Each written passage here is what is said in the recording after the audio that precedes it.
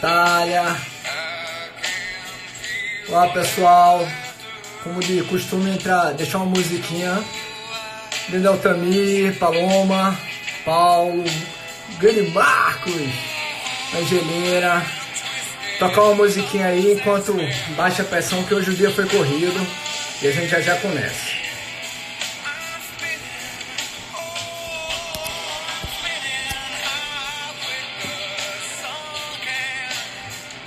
Carmen, Érica, Anne. Hoje vai ser com... Não, vou brindar depois ao meu amigo Anderson. Grande André, tudo bem? Priscila, Lara.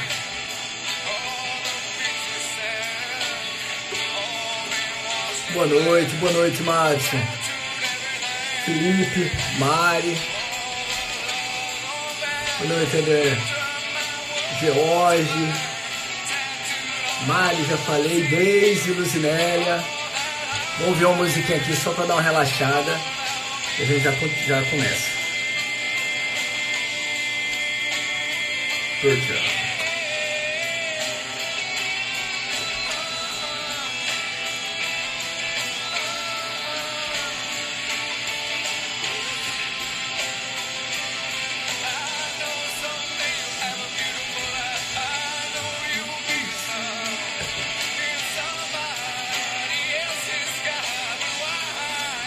Música boa, Priscila. Lícia, tudo bem? Adriana, querida Adriana, tudo bem? Mestre Anderson, já chegou aqui? Vamos lá, meu amigo, peça aí a sua entrada, por favor.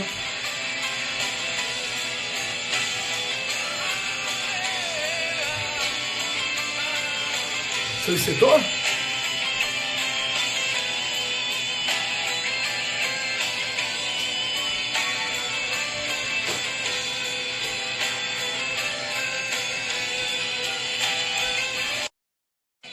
Tá entrando aí meu amigo Anderson Pedra. Olha a música, essa música é muito linda.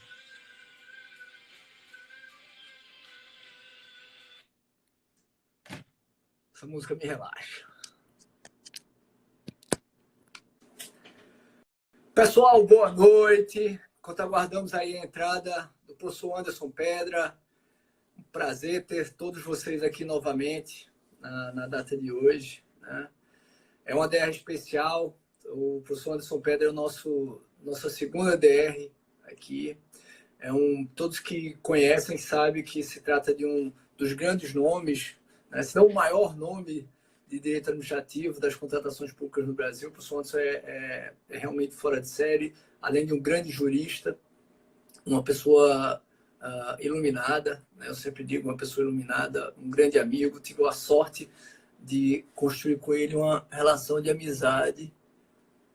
Só a internet que parece que não está muito boa, viu, Anderson? Vamos ver aqui.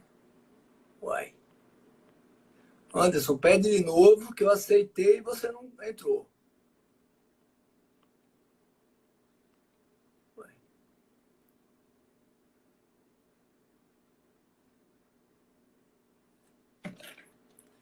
Deixa eu ver, galera, o que é que aconteceu com o nosso professor Anderson. Então, bom dia, boa noite a todos.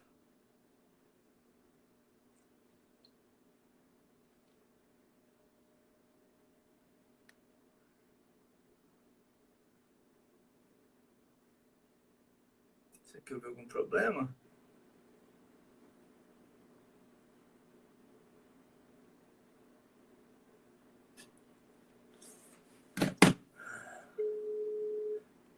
Só mais uns minutinhos, pessoal. Uma contingênciazinha aqui.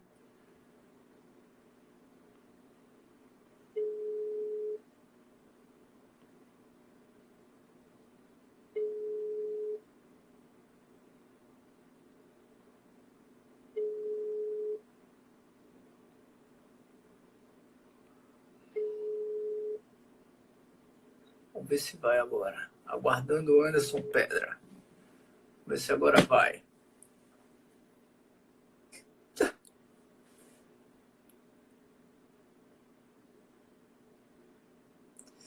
Então, vamos tocar aqui. Acho que aconteceu algum problema lá com a transmissão do professor Anderson. A gente vai tocar aqui a nossa DR.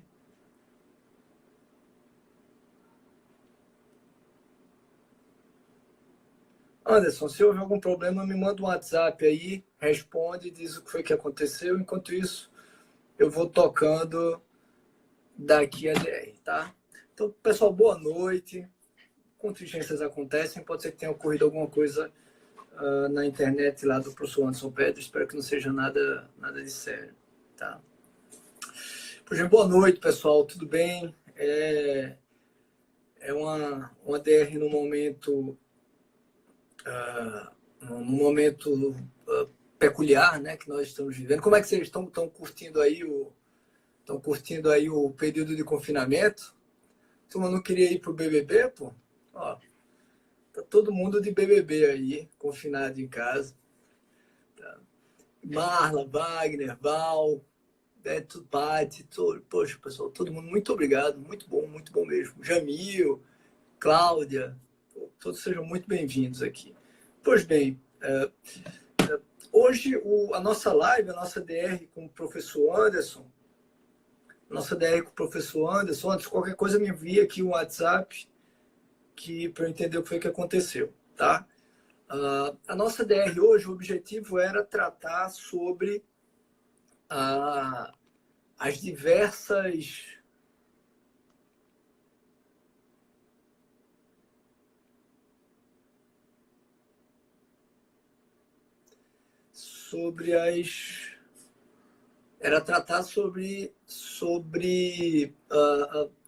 problema das contratações. Professor Anderson, Fala, meu como é que amigo. aconteceu, rapaz? Rapaz, essa internet está demais, né? Todo mundo em home office Eu pensei e mesmo, aí falei, ó, tá Catianga Real, ó, sobrecarregando. tua aluna aí, Catianga Real. Caatinga real. É Pô, isso vai ser daí. pegadinha do Anderson, não acredito. Não, mas eu imaginei que você estava com um plano de internet mesmo, por isso não tinha conseguido É, entrar. aqui no estado, a situação, acho que todo no Brasil, né, por conta do home office, distribuição de dados, acaba afetando, né, bastante a qualidade da internet, né? Hoje, vários colegas tiveram problemas, etc. Ah, Bom, nem meu se boa noite a fala. todos, né? Boa noite ao professor Rony, né? Esse querido professor, esse irmão, né? Que a administração pública, a licitação e a contratação me proporcionou, né? Acho que a Oh, nossa valeu, segunda valeu. DR, né?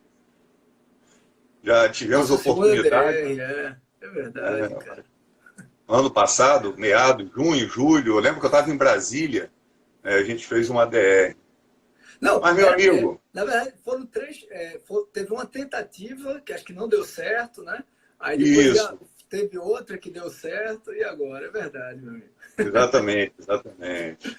Ó, meu irmão, então o tema hoje, eu tava falando, já tinha feito a sua apresentação, não sei se você chegou a ouvir, né? O Anderson é procurador do Estado, é grande jurista, não apenas na estatura física, mas também no seu conteúdo jurídico, né? Não apenas doutor, mas pós-doutor em direito e alguém que consegue, como poucos nesse país, agregar o conhecimento técnico prático com conhecimento jurídico, conhecimento mais acadêmico, né? O Anderson realmente é um quadro para mim singular dentro inclusive do nosso leque de professores, por conseguir lidar muito bem com esses dois mundos, e não é fácil. Tem muita gente que é excepcional na parte do conteúdo jurídico e acadêmico, mas tem muita dificuldade com a vivência prática e vice-versa, né? E você, eu não canso de render elogios, consegue conviver muito bem e com excelência nas duas áreas, né? E o tema cabe muito a você, né, e ter você aqui nesse convite é muito pertinente, nessa DR é muito pertinente, porque a ideia é justamente nós falarmos não apenas de questões técnicas, práticas, sobre a aplicação das contratações emergenciais nas ações de combate ao coronavírus, mas também tentar refletir um pouquinho, e a DR é sempre a ideia essa, tentar falar um pouquinho além do óbvio, mas tentar refletir um pouquinho sobre perspectivas para o futuro, né? Eu não sei se por conta do confinamento, se por conta do professor Anderson Pedra, mas eu recebi muita pergunta. Não vai ter como tratar todas as perguntas aqui. Eu vou ficar devendo. Talvez eu mande depois inbox para a galera na medida do possível, né? Até porque também tiveram algumas perguntas que fugiram um pouquinho do escopo da DR de hoje. O ideal é que as perguntas elas sejam de acordo com a DR. Eu trouxe algumas aqui no papel, outras que foram para a página, e eu gosto até de dar uma prioridade a quem manda na página, porque eu sei que dá mais trabalho ao pessoal, e já eu trato delas. E a ideia aqui, professor Anderson, é tratarmos sobre as questões relacionadas à contratação pública em tempo de coronavírus, tanto no enfoque prático, problemas vivenciados atualmente pelos gestores públicos, como também numa perspectiva para o futuro, né? Porque se tem uma coisa que todo esse momento vai fazer é impactar a nossa vida para o futuro em diversas áreas, tá? Então, vou começar primeiro, meu amigo, meu irmão, por uma pergunta técnica, relativamente simples, né, mas bem técnica, que é como devemos proceder em relação à estimativa de custo, a pesquisa de preços em tempos de coronavírus, né? Eu imagino até que a pessoa deve estar tendo dificuldade por conta da sazonalidade de preços, né? Bom, Rony, gostaria de cumprimentar, né, todos aqui que estão nos acompanhando, nos prestigiando.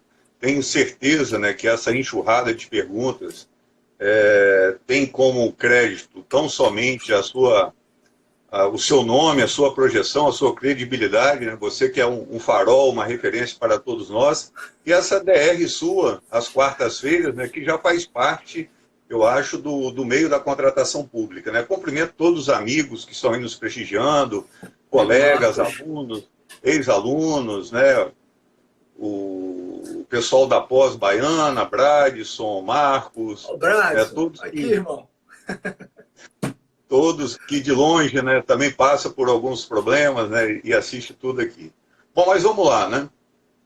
As perguntas que nós não conseguimos responder por aqui, coloco à disposição pelo meu e-mail, pelo direct do Instagram, né? Vou procurar responder todas elas. Jamil. Bom, colegas, a questão, né, da estimativa de preço, a pesquisa de preço, é um fantasma que sempre nos atormenta. Eu lembro de um desabafo seu, né, que analisando um processo, encontrou algumas centenas de folhas só sobre pesquisa de preço. A pesquisa de preço, sabemos todos, que não reflete muito aquilo que almeja a administração pública, né, ter um parâmetro para a contratação. Aí a gente sabe que na prática existe um chamado preço de mercado para o privado e um preço de mercado para a administração pública. Sabendo das circunstâncias diferentes que permeiam esses dois mercados, prazo de pagamento, tempo, incerteza, e que proporcionam valores diferentes. Numa circunstância em que nós estamos vivendo, dessa pandemia, onde o mercado está muito agitado, é ainda muito mais difícil nós termos um preço estimado. Não dá para ficar usando o parâmetro de preços de uma CNTP, numa condição normal de temperatura e pressão, que nós não estamos. Nesse aspecto, a Lei 13.979, lá no seu artigo 4º, parágrafo 3º, trouxe do preço por estimativa, mas, ao mesmo tempo, também trouxe a possibilidade de se pagar preço superior ao estimado. Eu acho que algo que tem que estar muito em mente é fugir agora, em razão dessa situação sui generis, de colocarmos em edital o preço máximo. Eu sei que é algo muito discutido, inclusive a questão do preço sigiloso, contemplado no decreto novo do pregão, mas eu acho que, por hora, nessa situação extrema, nós temos que trabalhar com um preço estimado, assim como fez o legislador, sabendo que nessa circunstância adversa que estamos vivendo, é muito difícil ter um valor paramétrico. Então, será um preço estimado, sabendo que podemos pagar a mais, de forma justificada pela própria circunstância, conforme eu já mencionei. E fugir, por hora, do preço máximo. Aqueles que adotam o preço máximo como uma boa prática, coisa que eu faço, apesar da crítica, de servir como um parâmetro que o mercado pode parametrizar por cima, Mas eu acho uma boa referência, um preço máximo, por hora não. Vamos ficar com preço estimado mesmo, conforme, inclusive, nos traz a Lei 13.979, no parágrafo 3º do artigo 4º. Não, perfeito, concordo plenamente, né? Com a oscilação que está havendo do preço de mercado, imagina, por exemplo, a normatização federal fala que tem que usar preferencialmente painel de preço. A empresa pega, o órgão pega o painel de preço há 3 meses atrás, o álcool em gel devia estar 1/3 ou metade do preço que é hoje. Ele nunca vai conseguir ter uma estimativa de preço aderente ao preço atual do mercado, né? Então, tem que criar outras soluções. Achei interessante a solução dada pela MP, dizer, ó, faz a estimativa de custo, mas você não necessariamente vai se submeter a esse limite. Pessoal, aliás, a SEGES tem feito um trabalho muito bacana esse ano, né? O Renato merece elogios mesmo por essa oportunidade de diálogo, né? Ele até fez foi muito generoso. Eu participo de um grupo da SEGES e ele disse que a DR que eu fiz com a Flaviana, ele estava assistindo, e alguns pontos que a gente falou inspiraram eles a discutirem questões que depois foram debatidas na própria MP e na orientação da SEGES, né? Ele foi muito generoso. Poxa, fiquei muito, muito feliz mesmo, porque essa é a ideia. O Renato tem muito isso, e isso é um mérito para mim, de trazer a ideia da administração dialógica. Debater, dialogar, conversar, e com isso absorver o conhecimento para normalização. Eu comungo, Rony, né, do seu entendimento, endosso suas palavras. Duas DRs tem que ser blindada com vinho, viu? Vinho e água, né? Eu acho, não, um bom vinho faz parte. Mas eu endosso as palavras. O dia que eu teve hoje, eu preciso. Eu endosso suas palavras. Eu acho que a SEGES vem fazendo um excelente trabalho, preocupado tanto com a administração pública brasileira, com os brasileiros, com o erário, a parte financeira, e também com os agentes públicos. Eu acho essa situação, tudo que vem sendo incorporado na Lei 13.979, por meio das medidas provisórias, o Renato sempre aberto, né, de forma direta, franca, toda a sua equipe da SEGES, eu acho que está produzindo um material muito interessante, é lógico, e sempre aberto para aperfeiçoamento, né, porque as condições, às vezes, não dá para maturar muita ideia, né? A gente tem que tentar consertar esse carro com o carro andando, né, apagando incêndio a todo momento. Parabéns à SEGES, toda a administração pública federal, a AGU também, que vem apoiando bastante, né, você e tantos outros colegas advogados públicos. Não, o pessoal da consultoria geral tem trabalhado manhã, tarde e noite. Eu conversando com o consultor geral essa semana, e tanto que eu me senti na obrigação de aceitar o convite, né, que foi feito, e nesses 2 dias com o pessoal da Conju Saúde, estou impressionado com o pique deles. Muito interessante realmente a tentativa do Ministério da Saúde de tentar solucionar gargalos. Isso, inclusive, vai ficar uma pergunta para o final, né? Estão surgindo tantas inovações, o pessoal está soltando tanta poita em alguns momentos, que possivelmente isso vai gerar frutos positivos para o futuro das contratações públicas. A segunda pergunta ainda tem um teor mais técnico, né? Na contratação por emergência, o gestor fiscal do contrato devem ser indicados no termo de referência. Acho que é uma pergunta. Devem ser indicados no termo de referência? Há necessidade de formulação de portaria aos designados, já que é uma gestão temporária? Eu acho importante, né? A contratação, o procedimento de contratação, ele será muito mais célere. Talvez o gestor público, a autoridade competente, não conseguirá laçar um fiscal de contrato ou um gestor de contrato a tempo, até por conta desse isolamento. Eu acho que essa formalização do gestor e do fiscal do contrato, ela deve ocorrer. Acho não, tenho certeza que deve ocorrer. O quanto antes, melhor. Eu acho que não poderá ser configurada nessas condições que estamos uma irregularidade com a indicação posterior de um fiscal de contrato. Mesmo que talvez esse contrato possa ficar formalmente por alguns dias sem um fiscal e um gestor de contrato devidamente designado, quer seja por uma portaria ou qualquer outro ato. Isso deve ocorrer.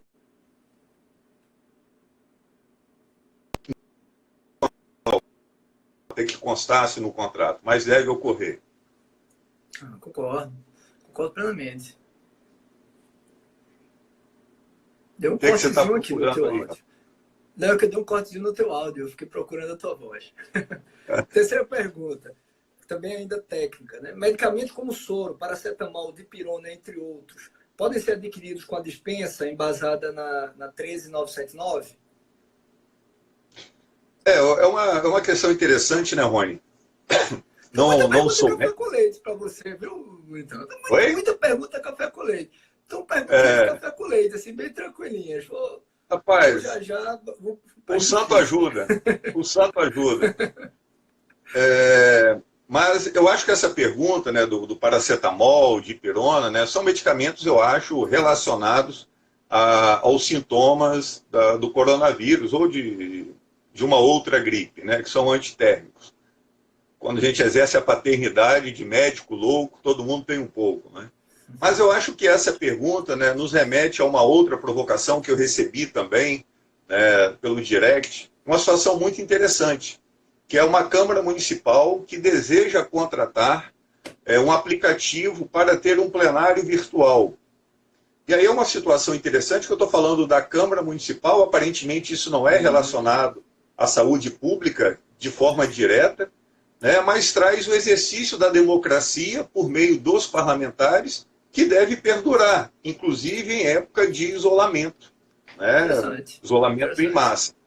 Então eu respondi, né, a esse colega, a esse amigo, que é possível sim utilizar da contratação emergencial para poder manter a atuação do Poder Legislativo, inclusive em votações virtuais, por meio de um plenário virtual.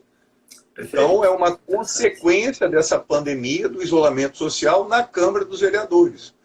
Não que toda a contratação emergencial só pode ser para insumos da área médica. Hoje, em algum grupo, se discutia a possibilidade de comprar um notebook, hoje ou ontem, né, já não me recordo, comprar notebook para home office. E aí alguns colegas sugeriam, não, é possível talvez comprar ou alugar, né? Por que comprar? Aí tem que ver se o mercado, né, se está atuando também em aluguel de notebooks. Né? Então, qualquer ato que se relacione ao isolamento social e ao exercício das atribuições do poder público, quer seja na esfera judicial, controladora, legislativa, eu acho que estão alcançados também por essa lei que fala da urgência na contratação. Tudo bem, as dispensas não são necessariamente para combater o vírus, mas a situação de emergência é decorrente da pandemia, né, da epidemia gerada pelo coronavírus. Então, concordo plenamente, é uma ampliação totalmente legítima da hipótese de dispensa. São as consequências da pandemia, né? De cada decisão administrativa, política, eu gero uma outra consequência, que aí eu vou estar em estado de urgência. Né? Uma situação de urgência. Perguntas enviadas para a página também nesse sentido, né? Por exemplo, o Carlos Magno perguntou, poderá a administração pública contratar por caráter emergencial um objeto que não está diretamente ligado ao processo de calamidade? Exemplo, manutenção preventiva corretiva de aparelhos de ar-condicionados, equipamentos desassistidos. Aí, assim, de ar-condicionado, eu não vejo tanta relação com o problema, né, Anderson? Aí eu só estou falando de ar-condicionado de uma unidade de saúde, e se isso for relacionado, aí eu acho importante, né? Agora, fora essa situação, inclusive quando a gente está falando, né, do home office, então, eu acho que cada caso é possível, teoricamente, mas tem que analisar cada caso. A Lorena, ela fez uma pergunta. A unidade dela decidiu pela compra de máscaras para o pessoal da área de saúde, né? O pessoal da área de saúde, os profissionais da área de saúde e as pessoas infectadas. Mas há outros trabalhadores, outros trabalhadores que, por exemplo, manutenção, operação do hospital, que precisam também, porque eles estão em contato com outras pessoas o tempo todo, eles precisam desse aparelho. Seria possível estender a contratação para esses outros profissionais que não atuam necessariamente na área de saúde? Também eu acho que se houver uma recomendação médica, né, para que esses profissionais devam também utilizar desse equipamento para proteção própria e também para que não sirvam de vetores, Eu acho não, tenho certeza que sim, mas isso depende de um protocolo médico. Então, se esses profissionais devem usar esse equipamento, é lógico que essa contratação emergencial das máscaras ou de qualquer outro insumo pode e deve atender também essa situação. Mas aí é uma norma técnica que deverá ser seguida. A Deise enviou uma pergunta também. Eu estou vendo que ela está ansiosa, porque está aqui também na lista de, na lista de perguntas. Fique à vontade também, amigo. Se catar alguma pergunta aqui, a prioridade é as que são enviadas para a página ou o Instagram por conta do tempo. Mas tem muita pergunta interessante que o pessoal, a Deise, o André aqui colocaram. A Deise tem enviado para a página e perguntou aqui também, né? Eu tenho uma licitação presencial. É um tema bem interessante. Eu tenho licitação presencial, está marcado, eu tenho um convênio, essa licitação é feita no escopo do convênio, o convênio acaba agora em julho. Eu não posso fazer licitação presencial. Como é que fica o convênio? Eu imagino que o correto, e é bem interessante isso, né? Até a gente dialogar com o pessoal da SEGES, a gente ter esse contato, era muito interessante que a normatização federal já suspendesse o fim automaticamente o prazo dos convênios, né? Porque burocraticamente vai gerar, como ainda não se tem um raciocínio de que o convênio é um acordo de escopo, que era o que deveria ser feito, você corre o risco de ter, por conta, ninguém consegue fazer as licitações presenciais, aí o convênio vai suspender, às vezes não tem ninguém lá no órgão, inclusive, para firmar os termos aditivos, e vai ter que começar tudo zero, seria um absurdo. Essa é uma contingência que acho que ninguém está pensando. Muito interessante a pergunta da Deise. A provocação é interessante, né? E é bacana, né? Esses momentos, né? Que os colegas, né? Ontem teve uma live muito interessante com o Marcos, com o Luciano Reis, Marquinhos, muito boa, cara, muito produziram um material excepcional, né? Para todos nós. Hoje, Felipe Bozelli também, né, fez uma live, você, a Tatiana. O professor Mação, inclusive, lançou de novo a dele para melhorar, né? Porque a dos meninos ficou tão boa que ele não, vou fazer uma perto, pelo menos. Exatamente. Marcos, Luciano, Pironte, Flaviano, o Hamilton também fez um brilhante trabalho na Procuradoria do Paraná. Flaviana, Pironte, os três materiais fantásticos, muito bons. Muito bons. Encaminhei aqui para... Da Gabi. Eu acho. E esses momentos, eu acho que trazem essas provocações, né? Eu acho que a possibilidade da tecnologia, do home office, do WhatsApp, dessas lives, é a gente pegar o problema do dia a dia e isso poder ecoar lá na SEGES, né? Como o Renato mesmo registrou, né? De uma live sua com a Flaviana, né? Deu o start, a ideia para ele implementar a possibilidade de contratação daquelas empresas que estão sobre eficácia, deveriam estar sob eficácia de uma sanção. Então, acho que essa provocação, né, dos convênios, bem pertinente, concordo com você, né, e com certeza isso irá ecoar na SEGES, né, e virar uma norma, talvez, para suspender, buscar uma saída, né, nessa circunstância que a gente passa, né, por conta dessa pandemia e do isolamento. Então, vou voltar aqui para as perguntas, né? Bora. Quem sabe a gente já inspira mais aí. Essa eu acho que já é um conteúdo menos técnico, mais jurídico. Seria possível a utilização do regramento do artigo 4C, 4E e 4F também para as licitações, e não apenas para a contratação emergencial do artigo 4º? Né? Seria possível? Eu imagino que as licitações relacionadas às ações de combate, mas para as licitações e não apenas para a contratação direta? Essa discussão é bem interessante. Hoje, lendo a lei, essa situação, né, dentro de uma técnica legislativa, os parágrafos servem para explicar ou excepcionar o caput do dispositivo. Uhum. Então, o artigo 4º, né, vamos dizer, o artigo 4º puro, sem nenhuma letrinha, da Lei 13.979, ele fala da contratação emergencial. Ok. Já o artigo 4C, 4E, 4F, trata de são outros artigos independentes. Então, esses outros artigos, eles necessariamente não se relacionam com o quarto puro, vamos assim dizer.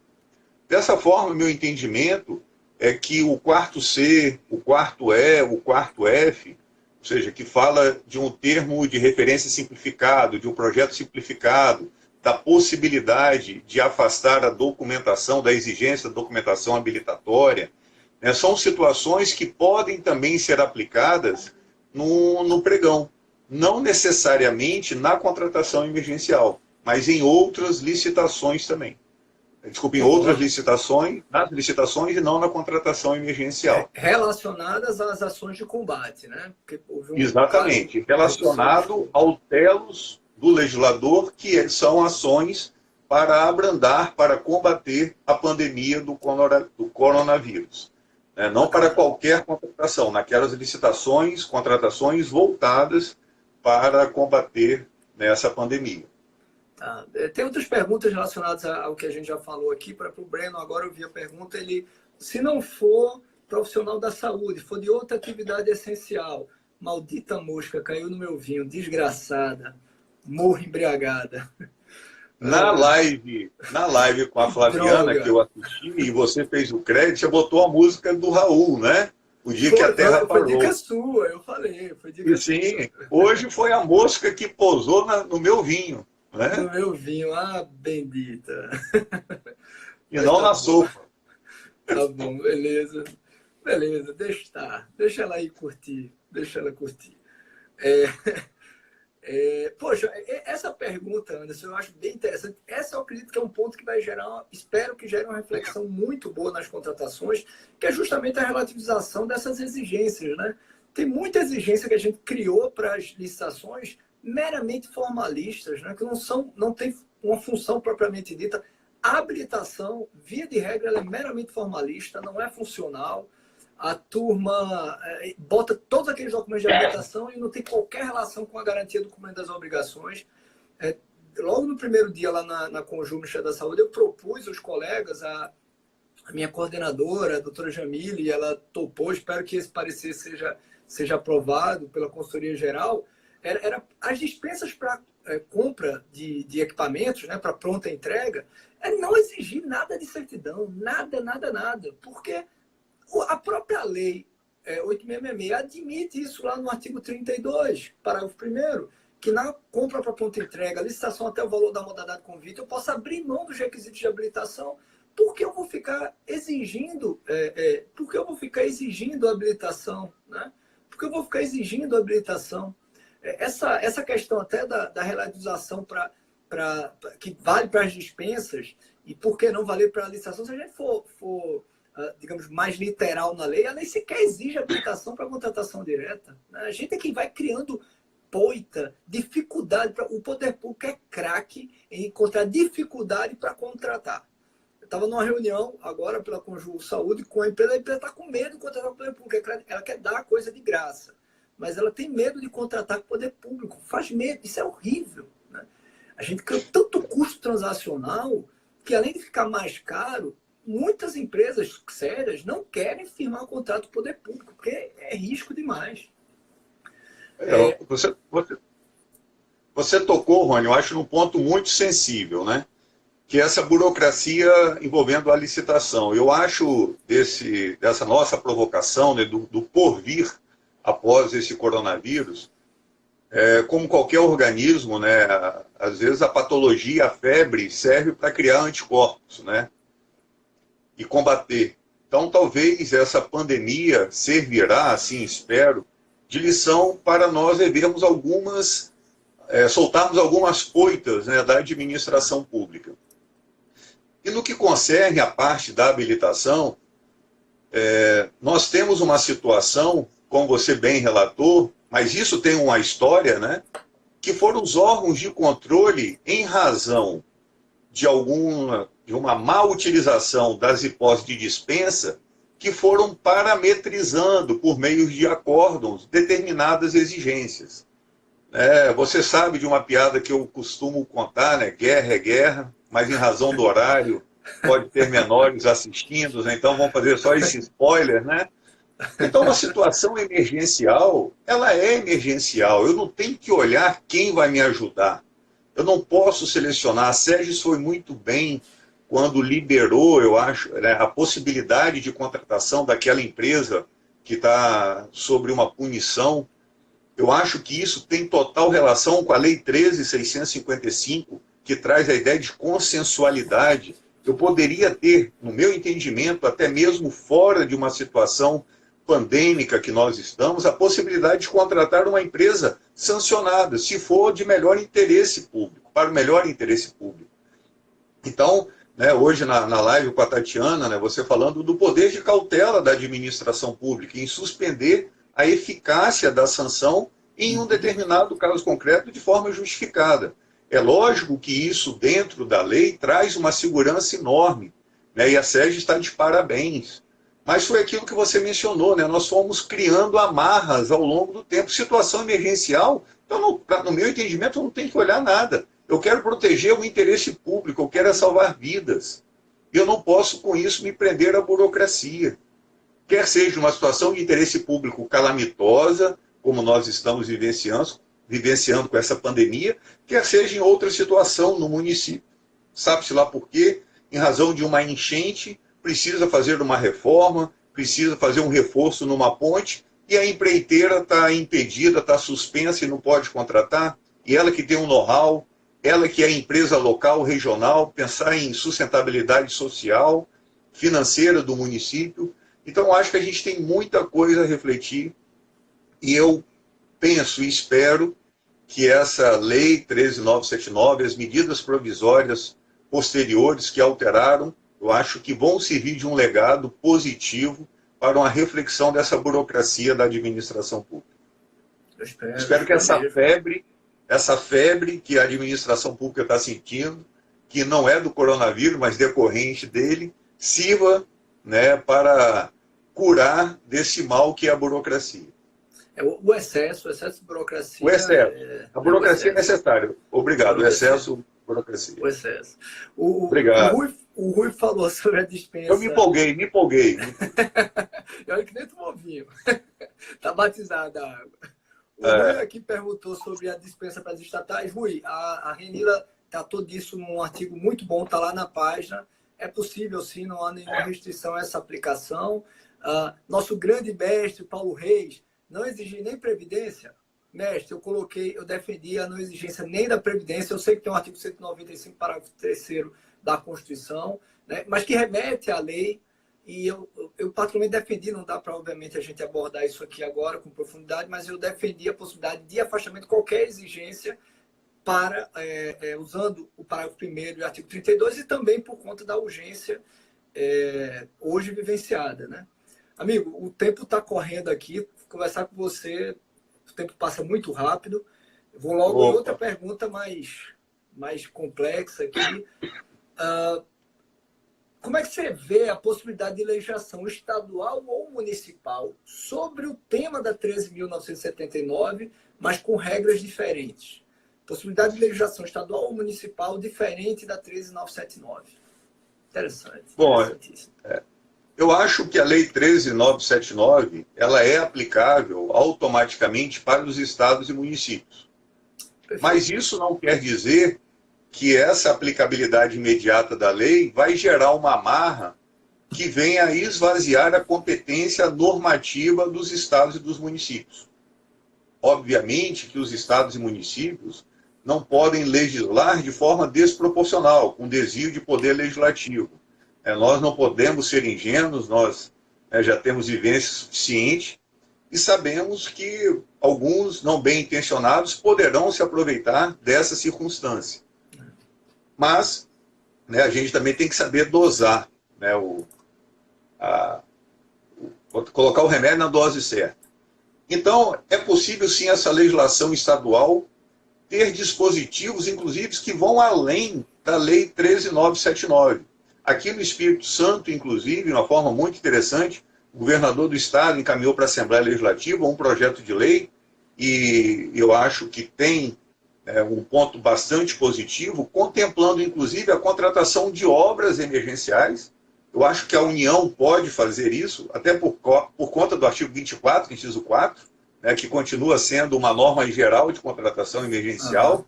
A Lei 13.979 é uma norma específica. A norma específica prevalece sobre a norma geral, mas se eu não tenho uma previsão na norma geral, não quer dizer que eu não possa aplicar o artigo 24, inciso 4. Então, aqui no Estado, trouxe uma situação bem interessante, um regramento bem interessante, trazendo a possibilidade de contratação de obras e também a possibilidade de pagamento antecipado. Então, nesse medo que o particular tem de contratar com a administração pública, sei que a SEGES está trabalhando, sempre trabalhou, pensou diminuir esse tempo de pagamento. Esse tempo de pagamento, esse delay gera um ônus para o privado, e isso vai embutido no preço, esse 30 dias de pagamento para a administração pública. Talvez encurtar esse prazo é muito interessante. E além de encurtar o prazo, o Estado do Espírito Santo está propondo um pagamento antecipado, em até, salvo engano, 50%, a depender do objeto e, obviamente, da fundamentação. É que eu posso ter um particular que tem um insumo, mas eu vendo com pagamento antecipado, com receio por conta, vamos dizer, do estado da arte, do pagamento da administração pública, o receio que ele tem em não receber, e em sede de execução cair no precatório, uma requisição de pequeno valor. Interessante, Anderson, interessantíssimo. Assim, é curioso que a 13979, como você disse, ela é especial em relação ao 8666 para a relação das aparentes antinomias, mas a matéria dela é geral, então vale para estados e municípios a parte, por exemplo, da hipótese de dispensa. Mas ele impede que estados e municípios criem regras específicas próprias.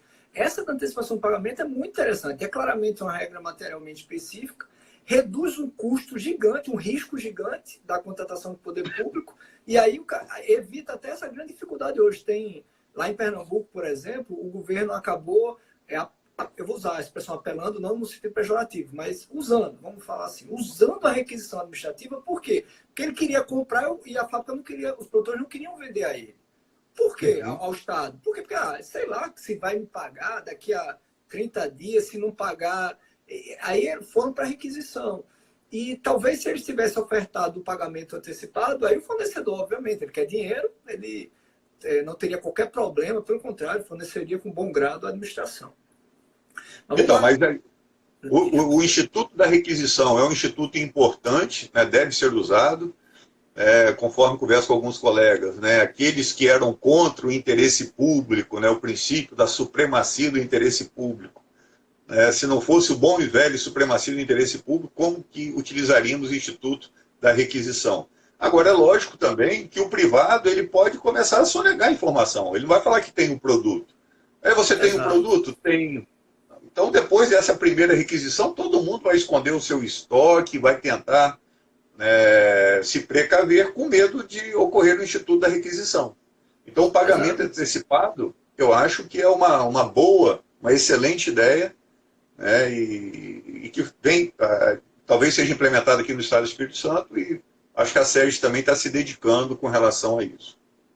O Railson até pontuou, a antecipação, ela até reduz o preço, porque como eu tiro o risco, o empresário pode reduzir o preço. Eu acho a requisição uma boa ferramenta para situações excepcionais. Nos manuais, até brinquei com a Tatiana, nos manuais de administrativa ela funciona muito bem. Agora, quando a gente vai para situações econômicas mais complexas, como é o caso, ela pode ter efeitos colaterais que não são interessantes. Conversando com meu amigo Bradson, por exemplo, a gente dialogando sobre isso, você de repente fazendo a requisição, aí o fornecedor ele vai ou parar de buscar na fonte ou vai parar de expor o produto. E aí a gente tem desabastecimento para todo mundo. Então, é um efeito colateral negativo, É melhor ampliar a oferta, quanto mais se ampliar, incentivar a ampliação da oferta, isso acaba controlando o preço. Meu amigo, uma outra pergunta e depois a gente vai para algumas bem que tem tudo a ver com a nossa DR hoje. A primeira, antes dessa pergunta mais teórica, é pregão express versus dispensa. Como ficaria a cautela do agente público em relação aos controladores no futuro? Porque como a turma é preocupada, e com razão. Pois é, eu comungo dessas preocupações, Rony. Talvez são alguns pontos que nas nossas conversas nós temos uma divergência, vendo a atuação dos órgãos de controle, tribunais de contas, dos diversos estados da federação, do Ministério Público, a minha atuação como advogado. É aquela situação que, às vezes, o órgão de controle se intromete no mérito do ato administrativo. e quer dizer, não, acho que você deveria ter feito isso, essa seria a melhor opção, seria a opção ótima, não concordo com sua fundamentação, e etc. E aí, nesse contexto, quando o artigo 4G, né, trouxe eu apelidei de pregão express, né, eu acho interessante, com a diminuição dos prazos, né, a gente pode ter uma situação no futuro em que os órgãos de controle possam, então, indagar. Olha só, uma coisa é o pregão convencional, prazo de 8 dias úteis, com recurso com efeito suspensivo. Outra coisa é o pregão express, que o prazo é pela metade, o recurso só tem efeito devolutivo. Então, na hora que eu tenho o pregão express e a possibilidade de dispensa de licitação em razão da emergência, talvez, é o meu receio, espero que os órgãos de controle não façam isso, não se intrometa no mérito do ato do gestor que escolheu pela dispensa. É porque ele estava ali vendo o interesse público efervescente, né? A pressão ele estava sofrendo. E aí depois o órgão de controle, não, entre o pregão express e a dispensa, você deveria ter utilizado o pregão express.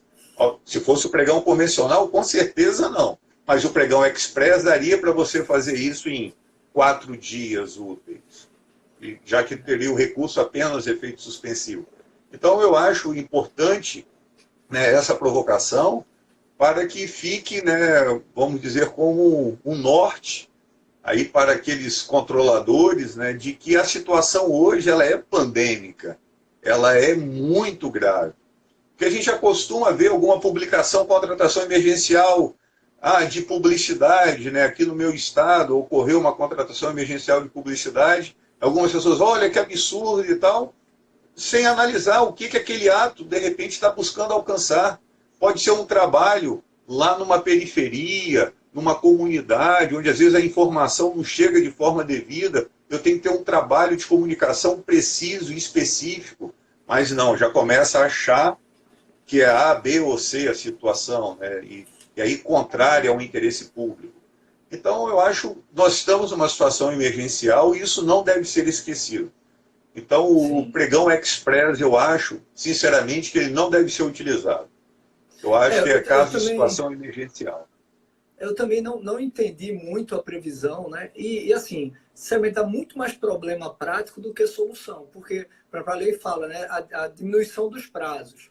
Pô, você vai diminuir o prazo de impugnação, aí vai ficar um dia para impugnar. Como é que vai ficar os prazos recursais?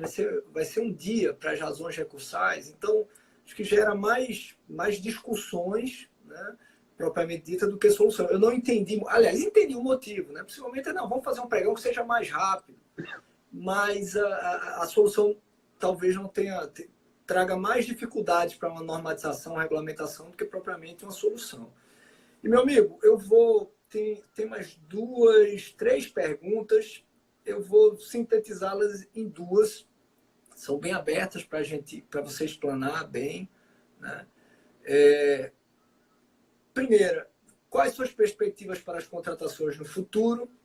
E segundo, no atual momento, né, diante sobretudo do rebuliço que o país está vivendo nos últimos dias, né, acentuado um pouquinho ontem à noite, o que fazer diante do dilema saúde versus economia, né? Esse dilema que está todo mundo vendo. E só uma observação, a gente discorda, mas é porque realmente eu convivo mais com o TCU do que com tribunais de contas estaduais. Eu sei que em alguns tribunais de contas estaduais, eu concordo plenamente com você, a inserção indevida dentro da análise técnica é muito equivocada. Não só por tribunais de contas, né?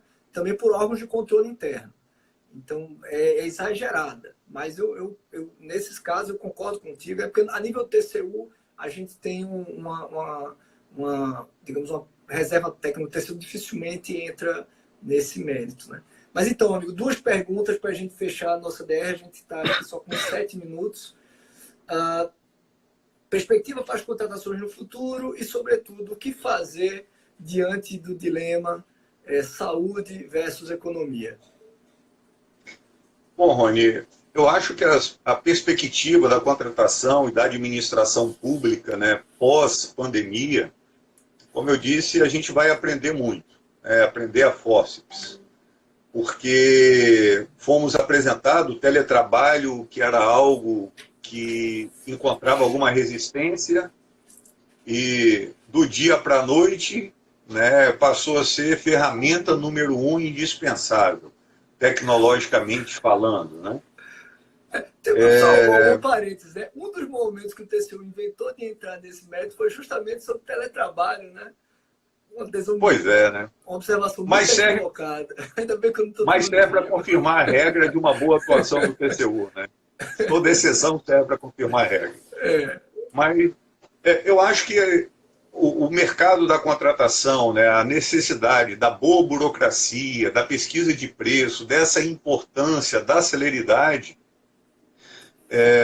será muito bem pensada, refletida após esse período pandêmico.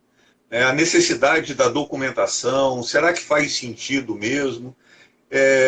Nós, num momento de desarmonia, né, com o direito penal, por exemplo, o direito civil, quando lá se pensa numa consensualidade, nós temos acordos, né, de delação premiada, de não persecução criminal, não persecução civil. Aqui no direito administrativo, cada vez mais a gente está com uma índole punitiva. E agora, com esse dispositivo, né, não quer dizer que toda empresa punida não presta, não é isso. Essa empresa errou, deve receber uma sanção proporcional, mas essa sanção também não pode prejudicar o interesse público, né? E é muito interessante a medida provisória, quando altera a lei, permitindo essa contratação. O cidadão está devendo, às vezes, lá o seu tributo municipal, mas ele pode prestar um bom serviço. Às vezes ele vem ao socorro do interesse público. Então eu acho que os valores, assim como os nossos valores, hoje eu vi uma mensagem, minha esposa, né, mostrou, uma mensagem muito bonita, dizendo que esse período pandêmico serviu para que nós voltássemos a conviver ao menos com a nossa família. Porque agora a gente só ficava em rede social distante. Então talvez esse isolamento venha trazer uma reflexão, né, para que nós possamos sentir falta de estar com o outro, né? Esse contato físico. Né? O pessoal surtando, só isolado e tal, resolvo tudo pelo computador e tal. Pera lá um pouquinho, pera lá um pouquinho. Eu acho que a gente tem que mesclar esse contato físico com o teletrabalho também e com a tecnologia.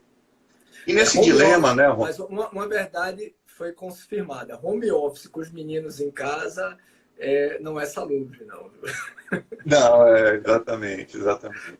Os meus dois estão amarrados agora, eles devem estar lá na sala assistindo o tio Rony, né? O João, dá um tchau aí pro João, pra Maria, Rony, que eles são fãs João, também. Maria, pô, eu que sou fã deles, cara. Beijão para todo mundo aí, pra Giana, pros meninos, pro Arthur, pro Dan. Mas, Rony, esse dilema, né, saúde e economia, eu acho que é o dilema de todas as ciências. Nós, do direito, a todo momento, né, os gestores públicos, eles são apresentados numa mesma ciência da engenharia, no direito, a 2, 3 pareceres diferentes, ele qual deve seguir. Isso quando não são de ciências diferentes. Se você, de repente, apresentar, com certeza, um projeto para a construção de uma indústria, o ambientalista vai falar, não construa essa indústria. O outro, mais voltado para o desenvolvimento da economia, construa.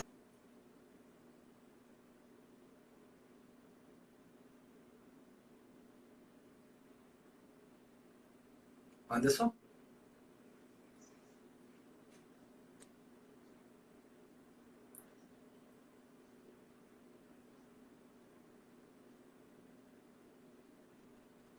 Bom, o que está em jogo, agora acho que voltou. Deu uma cortadinha, mas pode continuar. Eu acho que é importante agora é cada uma das ciências, tanto a ciência médica quanto a ciência econômica, colocarem, e também a ciência médica, né, com seus efeitos mediatos e imediatos. Acho que é muito difícil para nós, é muito difícil para o gestor, que às vezes não tem o conhecimento médico, nem o conhecimento econômico, e os dois, tanto a economia quanto a medicina, trabalhando com bases estatísticas que envolvem outras ciências, probabilidades, né, dizer qual é a melhor solução. Mas eu acho que a gente tem que deixar ecoar todos os conhecimentos possíveis, para que a sociedade possa, então, dentro dessa democracia deliberativa, ter acesso às ciências, aos estudos, para poder, então, deliberar, quer seja diretamente, por meio de pressão social, quer seja por intermédio dos nossos governantes, legisladores, executivo, qual será a melhor saída, qual será o túnel que nós devemos seguir na esperança de encontrar uma luz no seu término. É isso que eu rogo a Deus todos os dias, todos os momentos, que traga essa luz, de acordo, até o tripé aqui caiu agora, que traga uma luz, para a melhor solução dentro desse quadro. Sabendo que nós temos todas as ciências envolvidas e todos buscando proteger vidas. Agora, quais vidas? Uma vida imediata e quantas vidas? Vamos colocar na mão dos médicos, dos sanitaristas, dos infectologistas, dos economistas e dos administradores, que façam a melhor escolha. Eu só espero, eu acredito que a gente tem que construir uma solução que equilibre as duas, né? Não dá para simplesmente olhar para a saúde e não olhar para a economia, porque senão a economia, uma catástrofe na economia vai gerar problemas gigantescos de saúde, inclusive. De saúde. Né? Enfim, vários outros. Então, o Estado tem que estar olhando equilibrado para as duas áreas, falando de forma bem prática. Né? Eu acredito que o confinamento ele deve ter um limite, a gente tem que avaliar qual é o limite de confinamento para não impactar demais na economia. Agora, isso tem que ser feito com serenidade. Né? Essa definição deve ser feita com serenidade, não com discursos abruptos, não técnicos, desprovidos de qualquer avaliação, digamos, metodológica, mais clara, com dados. Né? O ideal, e o que eu mais espero, é que os gestores, notadamente políticos, que são nossos líderes e que encabeçam esse caminho, que deveriam estar iluminando esse nosso caminho, que eles parem de rivalizar. Né? Discussão eleitoral, politiqueira nesse momento é a pior coisa. Ninguém está interessado nisso. Ninguém está preocupado ou deveria estar preocupado com a eleição 2018 ou 2020, nem 2022. A preocupação agora deve ser tentar construir um caminho para a nossa sociedade que tente, na medida do possível, resguardar a saúde e resguardar a economia, né? com soluções razoáveis, coordenadas. Não dá para imaginar que a gente continue tendo problema de órgão, até comentei um pouco isso na webinar com Tatiana, de órgão federal requisitando bens, equipamentos e insumos adquiridos pelo município ou estado, ou vice-versa. Não pode, tem que coordenar, tem que ter não apenas liderança, mas cooperação em prol do interesse público. Né? Eu espero que eles tenham, meu amigo, a mesma luz que lhe ilumine nossos líderes, para que eles parem de picuinha e se preocupem com os problemas que estão postos aí, que são os mais importantes. Equilibrar saúde e economia para a nossa nação. Eu acho, como a gente comunga, eu acho o mesmo entendimento, é deixar cada ciência poder sopesar, apresentar para que possamos sopesar e equilibrar essa situação. Temos que ter o discurso da medicina e também econômico. Como você destacou, hoje o Pode falar ministro